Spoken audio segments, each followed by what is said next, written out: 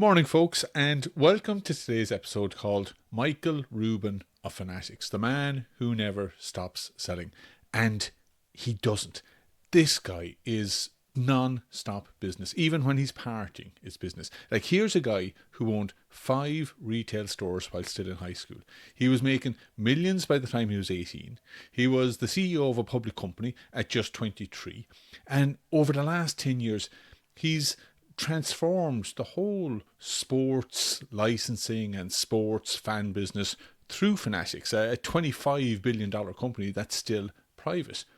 And Rubin, it's just 100% non-stop hustling. I would say he's probably the most relentless business person I've covered up until now, and he makes for a fascinating story. Enjoy. So, Michael Rubin was born 1972, Philadelphia. His mother, psychiatrist. His father ran a veterinary practice. So, very comfortable, very middle-class suburb upbringing. But you wouldn't think that of Rubin by just listening to him or even seeing him in action. He's not polished. He curses. He's pretty rough and ready. And I think that's just because he's always been hustling. By the time he was 8, he was selling stationery door to door. He then had a team of 5 or 6 friends who worked for him, clearing all the snow off people's driveways. And I've listened to an interview where Rubin explained why he got into, or how he got into business so early. And it boils down to the fact that he wasn't much good at school. He had dyslexia, ADHD.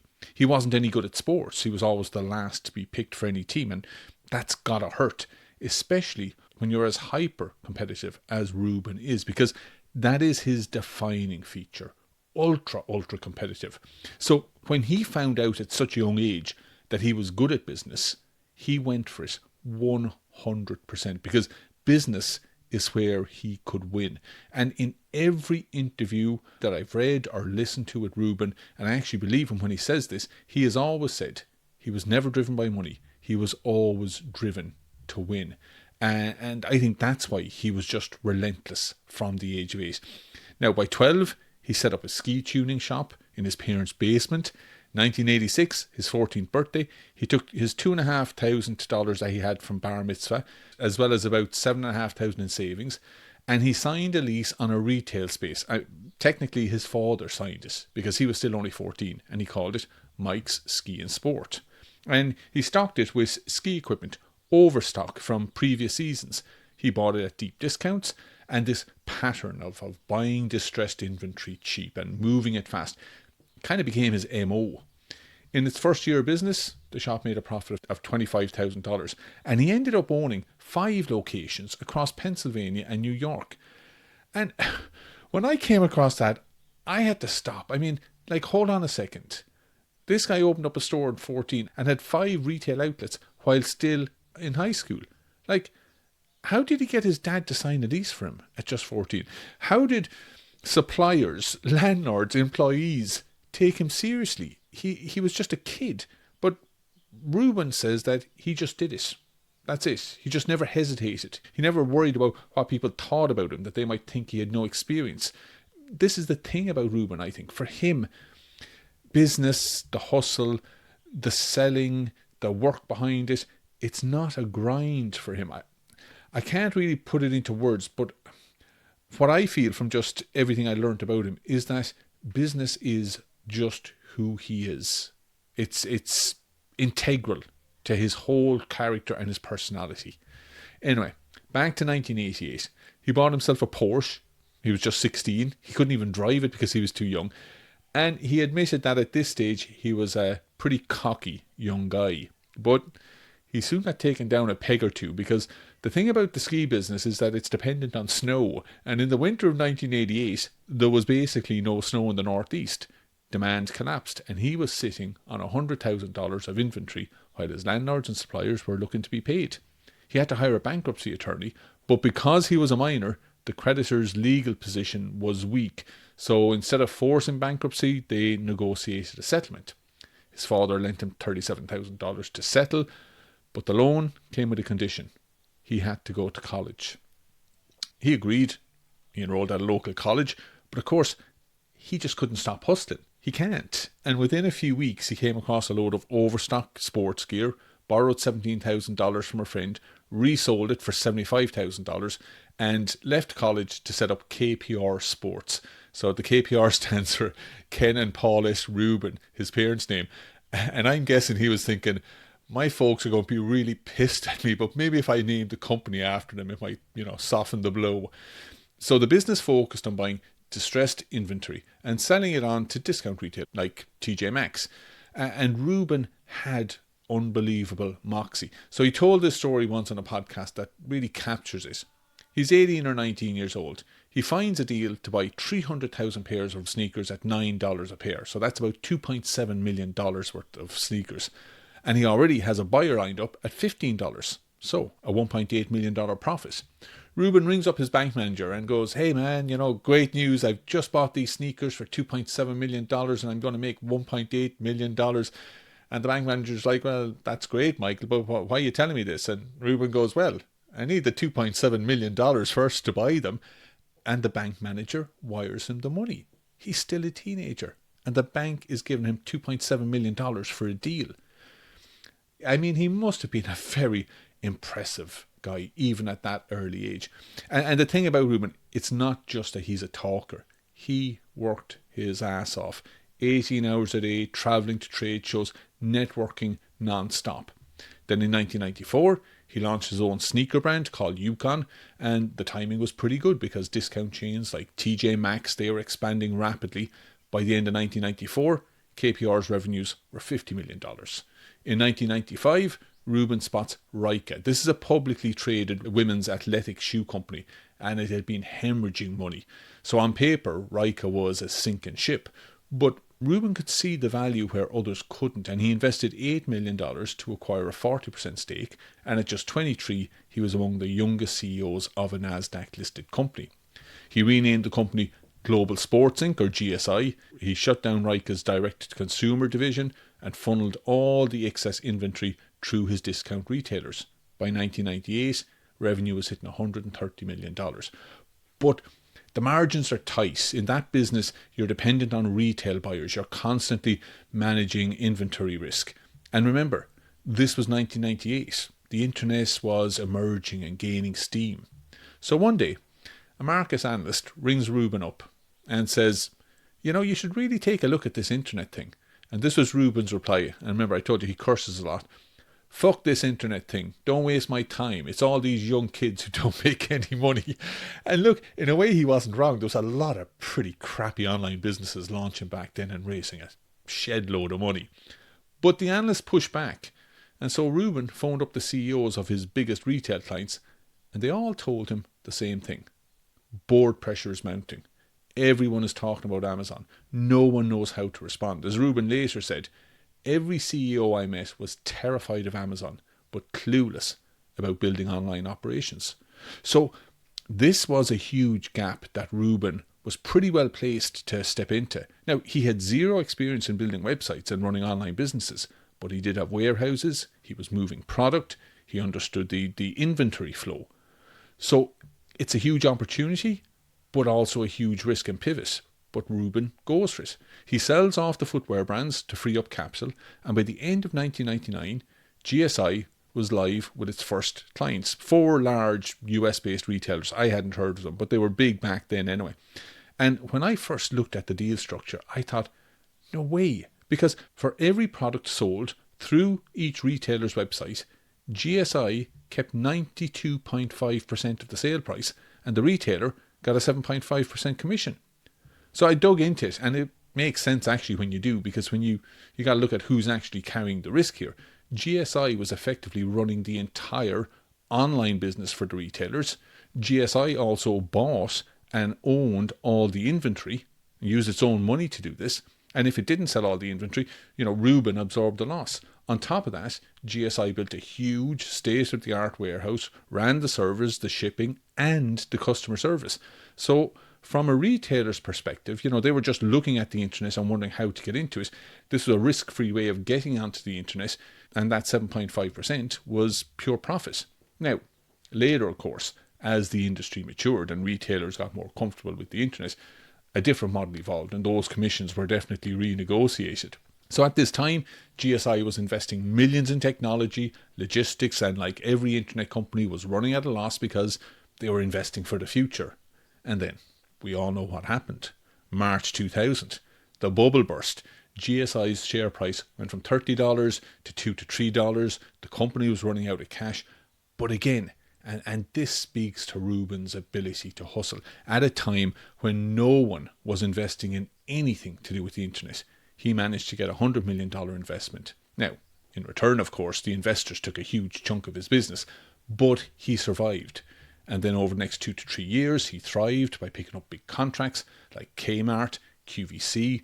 Then over the next 7 years, he bagged big clients like Ralph Lauren, Timberland, Calvin Klein, and they were also handling the official e-commerce sites for the NFL, the NBA, the NHL.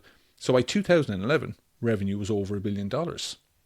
Now, it's also in 2011 that Rubin briefly becomes a reality TV star when he appears on Undercover Boss. If you don't know the format, it's basically where the CEO goes undercover in his own company with a view to seeing what's working and what's not working.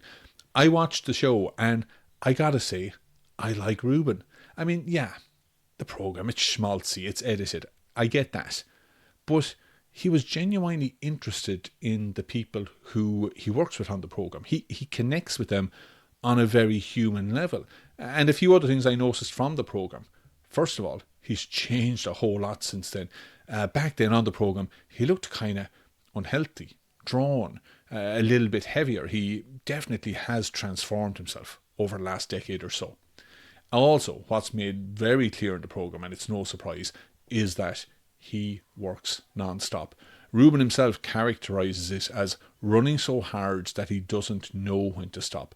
I mean, even when you listen to him, he's got this croaky kind of voice, and I'm pretty sure that's from just talking non-stop, from selling, from dealing. In the program, his wife also says that it's 24/7. He's texting Europe at 3 a.m, so it's no surprise that later that same year, 2011, his marriage ended. Despite these personal setbacks, 2011 turned out to be a huge year for his business.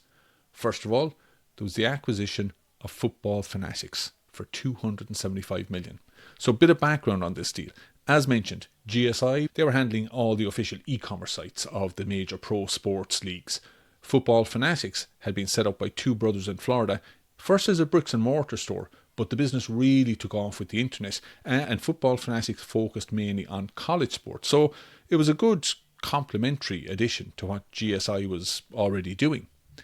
Now, around this time as well, Rubin was thinking about where GSI was going. He could see that the technology was becoming commoditized. Retailers would eventually either build their own systems or he'd be continually competing on price against companies similar to GSI. So when eBay came calling, also in 2011, as I said, big year for him, and offered him $2.4 billion for GSI, this was now a 51% premium on the market price. Rubin grabs the opportunity and he pockets $150 million personally. Now, eBay didn't want the sports side of the business, all the NFL and NBA, all that licensing business, all the Football Fanatics business. So as part of the deal, they asked if Rubin would buy that part of it back for $350 million. And Rubin had already been considering how to optimize the sports side of the business, because he could see himself that the fan side of the sport business, it was a really good growing sector. He thought it had huge potential. But he also knew that if he remained a traditional middleman, giants like Amazon and Alibaba, they'd eat his lunch.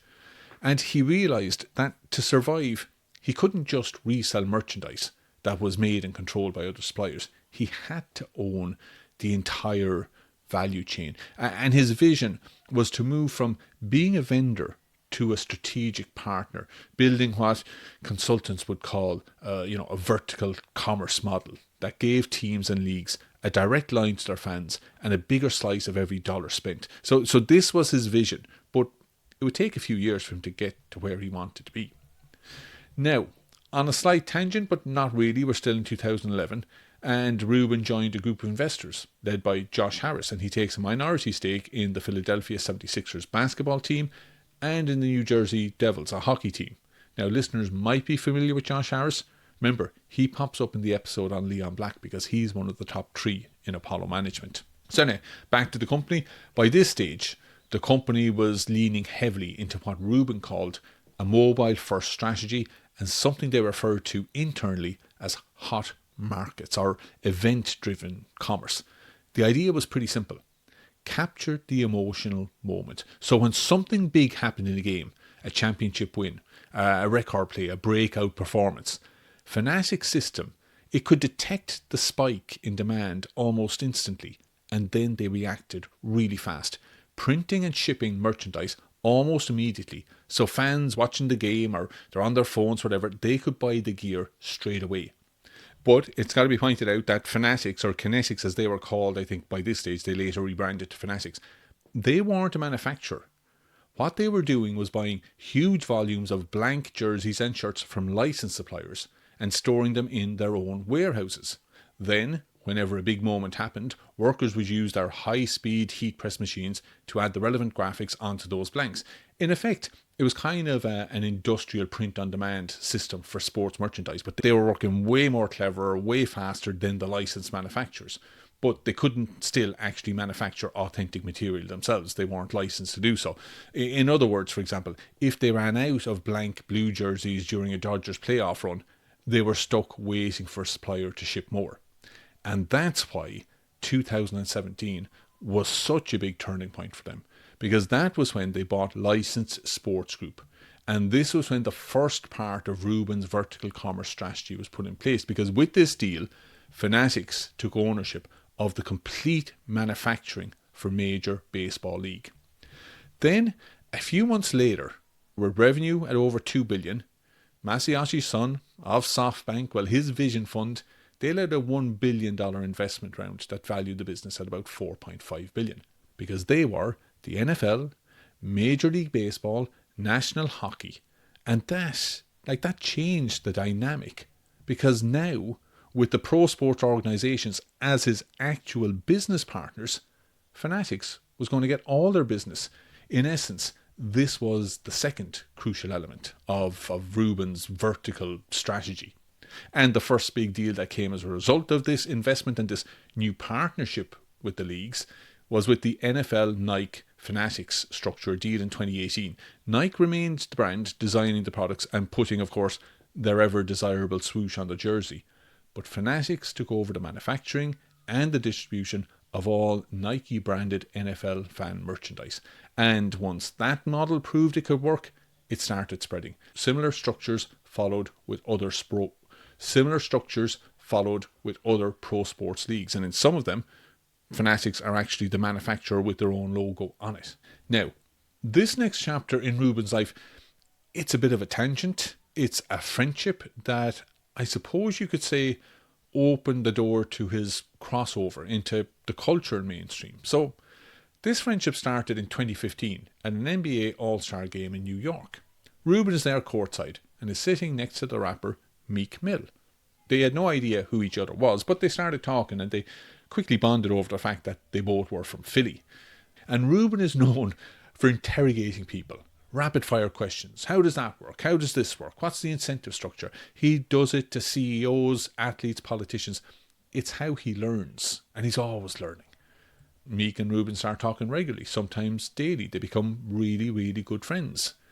Then, November 6th, 2017, Meek is in court for a probation violation. Now, for context, Meek has had a lot of run-ins with the justice system up to now, but what he's in court for this day is very much a technical issue. The probation officer and even the prosecutor recommend no prison time, but the judge ignores them and sentences Meek to 2 to 4 years in state prison. Rubin's in the courtroom because he's a very, very good friend of Meek's, and he's not only devastated, but he's outraged. He wants to do something about it, and he starts looking at the whole justice system. He realised that while many people are focusing on prison reform, far less attention is being paid to the funnel, as in probation and parole. And he finds out that about 175,000 people a year were being sent to prison for technical violations, like missing a meeting, breaking a curfew, rule breaches rather than new crimes. And look, before any of you hard asses out there go, well, it serves them right. This is costing the US taxpayer billions every year. So, in January 2018, Rubin launches Reform Alliance alongside Jay-Z, Robert Kraft and Meek Mill, who had since been released from jail and the courts vacated his original conviction. By 2024, Reform had helped pass 21 bipartisan laws across 12 states, moving over 850,000 people off the probation to prison pipeline. Rubin's profile got another bump in 2021 when he started hosting his 4th of July white party at his $50 million mansion in the Hamptons. The party is capped at 400 people, all dressed in white. You're talking Leonardo DiCaprio, Kim Kardashian, Tom Brady, Beyonce, league commissioners, rappers, tech founders. You know, you get the idea. Celebrity, sport and business power all in the one place. And for Rubin, like, these parties are all about business. Because, you know, in Rubin's world, there really isn't any line between business and pleasure. It's all the one. Here's a quote from Rubin. "I'm not embarrassed to say this, but I don't have any hobbies. Business is my life. It's what I love to do. Some people are like, oh, you have to have a work-life balance. I don't want it. It's not who I am." Anyway, these parties, look, they're a bit over the top for my liking. For example, in 2024, each invite was personalised with an original piece of art by George Condo, a famous artist apparently. I'd never heard of him, but then again, I know jack about art. And each invite is estimated to be worth over $35,000 on the private market. Other people were so desperate to get into the party that they've offered up to $5 million for an invite. And of course, Rubin turns them down, which of course makes the party even more exclusive. Now, after P. Diddy's fall from grace, the phrase white party didn't sound so glamorous anymore. Diddy had popularised the whole white party thing in the 2000s. And as a result, the 2024 party was Rubin's last one. But back to business.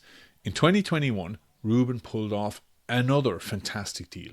But no surprise when he was already in bed with the major leagues. He secured long-term trading card licenses from the MLB, that's the Major League Baseball, the NBA, and the NFL. Now, you have to understand, Topps had been making baseball cards for 70 years.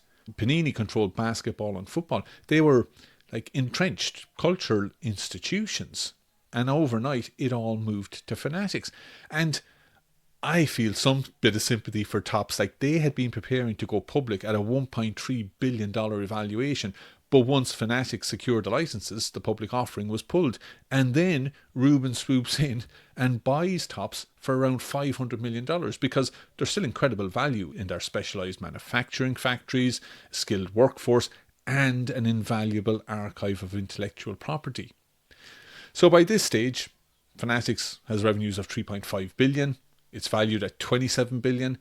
And then Rubin has to sell his stake in the sports teams that he has a minority stake in because by now Fanatics moves into betting, and owning a team creates conflicts with the league rules. And Rubin, forgive the pun, is betting big on gambling. Like, over the last few years, Fanatics has spent $1 billion building this side of the business, and it's still a very small player, only about 5% of the market share. But Fanatics has direct marketing relationships with over 80 million sports fans. And when you combine this with Rubin being the kind of ultra-competitive hustler that he is, I wouldn't be surprised if this becomes a huge growth market for Fanatics. But this is one part of his business that I'm wary of, because sports betting today, it isn't really about picking the winner of a game anymore, in the traditional way. The industry has moved towards what they call in-play betting. Basically, hundreds of tiny wagers inside a single match, like who scores next, who gets the first corner. More than 60% of online betting revenue now come from live in-play bets. And the reason why is pretty simple. Margins. A normal game bet might have a 5% margin for the bookie. These micro bets can be 15 to 25%. And the other stat that really jumps out is how concentrated revenue is. Like, studies suggest the top 1% of gamblers generate up to 40% of total operator revenue. The top 5% produce close to 2/3 of revenue, which means the industry is heavily dependent on a tiny group of extremely active players, and some of these might be very addicted to gambling. And when you combine that with apps that know exactly how and when people are betting, sending them, bonuses and notifications to keep them playing, I think this is a sector that's setting itself up for a lot of litigation down the road. And to me, what's even more concerning is that the people behind these huge betting organisations, including Rubin, they're smart people. They're probably aware of the future litigation issues, and they're planning and factoring all this into the business model.